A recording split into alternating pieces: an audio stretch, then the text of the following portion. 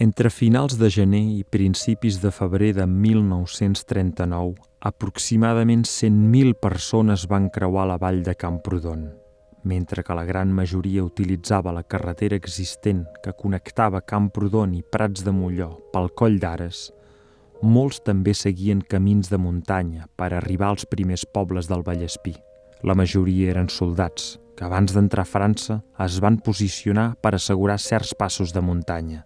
L'objectiu era frenar l'avanç dels nacionalistes i donar temps als civils i ferits evacuats dels diversos hospitals de Camprodon per creuar la frontera.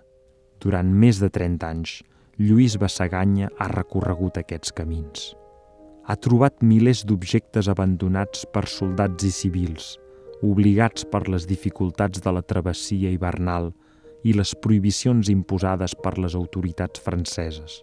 Hi havia moltes armes i municions, però també plats i estris, tubs de pasta de dents i llaunes de sardines. Els objectes recollits i catalogats ara s'exposen al Centre Cultural Cal Marquès de Camprodon.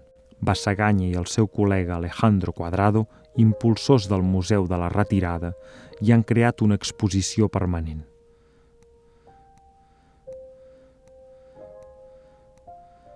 L'exposició és inusual, complementada amb material d'arxiu i fotografies. Les imatges dels cementiris de vehicles són particularment sorprenents.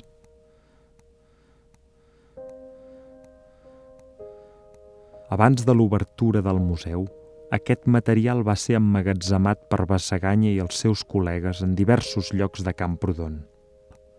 El 2015, la Guàrdia Civil va confiscar les armes i els va acusar de construir un arsenal. Cadascun va rebre una condemna de 22 mesos de presó. L'Ajuntament de Camprodon va ser informat que tot aquest material seria destruït.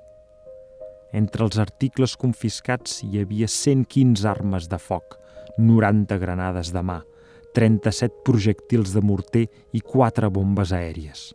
El procés de recuperació va començar ràpidament, ja que l'Ajuntament estava convençut del seu valor patrimonial.